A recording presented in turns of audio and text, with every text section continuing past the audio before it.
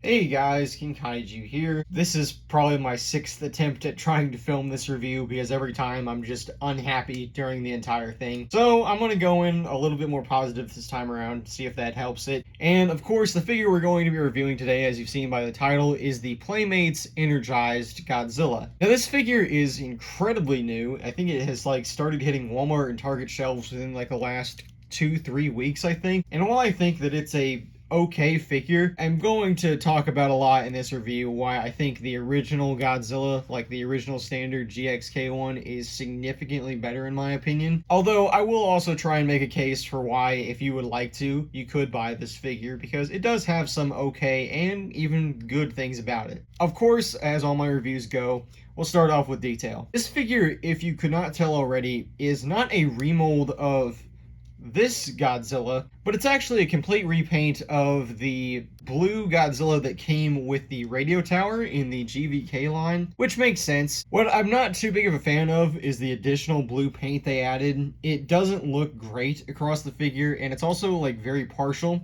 You can tell they painted the body and the arms and a little bit of the neck, but that's really about it. Oh, and of course the legs, but not the feet. The only new thing I think that they added to the figure besides paint is the original blue radio tower Godzilla did not have translucent spines. That was for the Atomic Breath version, and they added it on this figure, which makes sense, and it's probably the nicest looking thing about the overall sculpt. I should also mention here that it does come with an accessory, which is this little drone here. I wish that it had maybe came with some effect pieces that kind of shot off an electric charge, even with this little drone, so it could kind of explode like it does in the movie. It is probably one of the nicest things about this figure. It is a very, very good little drone. It looks like the one in the movie. It fits alongside other military vehicles I have that are in this scale. It's pretty dang cool. There's one last thing I actually have to talk about now that I think about it, and it's this little lightning strike piece right here. Now, as many of you might know, and I'm going to pull out the original Godzilla figure here for this, Godzilla actually has battle damage. You can see that this is the battle damage, and it reveals these innards inside.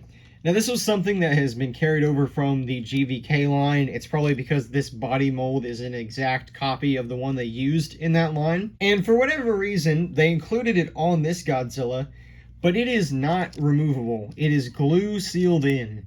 And I don't know why. I can somewhat excuse it on this figure because it's not that obnoxious, as well as the fact that, despite the very glaring lightning strike mark here, it has a purpose. Meanwhile, on Energized Godzilla, it does not. It is simply just there because they didn't want to include it on this one. I don't really understand why they didn't do the exact same thing they did with the standard Godzilla. They, for whatever reason, just didn't want you to have as much fun. I think that it would have been fine to have a little battle damage piece. It makes the figure a little bit worse in my opinion. And now we can move on to articulation, which is really, really basic for this figure, as most Playmates figures are. The jaw can open and close, as most Playmates Godzillas do.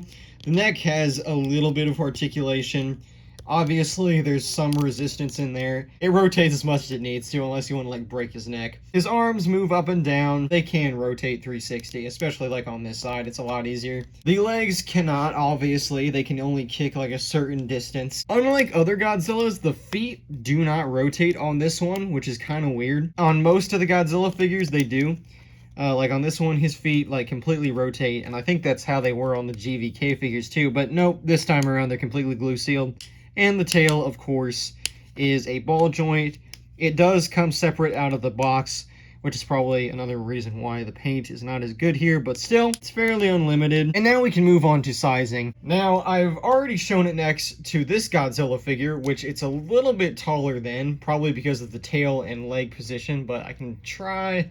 That's about as tall as this Godzilla figure gets, and yeah, they're roughly eye to eye. But there is another Godzilla figure that I have that has, of course, came in the same line as these guys, which is Godzilla Evolved. Now, this figure is host to a bunch of other issues, and compared to the Energized Godzilla, it actually looks a lot better. The Energized Godzilla looks a lot better than it. But there they are next to each other, in case you already have this guy, which I'm sure a lot of people do. And I don't really have a bunch of other, Godzilla figures that are in that scale, especially from Playmates. I don't buy a ton of Playmates unless it's, a monster that I don't have or something like that. But I do actually have a funny comparison, kind of, which is a bunch of little Pacific Rim kaiju, and by a bunch I mean two. I have Raijin and I have Otachi here, and not only are these fairly accurate in terms of like, the Pacific Rim scale next to Godzilla, but I think it's really funny because this Godzilla looks like it has been just demolishing kaijus from the Pacific Rim universe. It does not really look energized as much as it does like just the kaiju blue blood, I think they call it.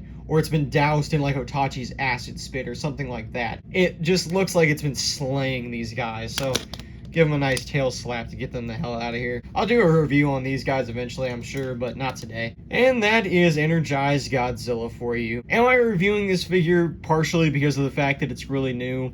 Yes. Am I also reviewing it because I think that it's probably the worst of the new wave of Godzilla figures? Also, yes. I do want to get my opinion out there that I don't like this figure that much. I mainly got it not only because of the fact that it comes with a pretty cool accessory, but as I've teased, I am making a Godzilla vs. Pacific Rim movie, which is another reason why I pulled out these guys right here. Yes, it is just kind of teasing for the film. That's all I really have to say about him. Like I said, definitely not the best Godzilla, but still, it's suitable for what it is. It's a pretty standard, if not lesser than average Playmates figure. And I would say, if you really want this guy, then yeah, go for it. Like, if this figure, you saw it in stores and was like, oh my god, I have to have it, then, fair enough, get it. I would say at least for the drone. But that is all I have to say about him. So thank you all for watching, and I will see you all in the next video.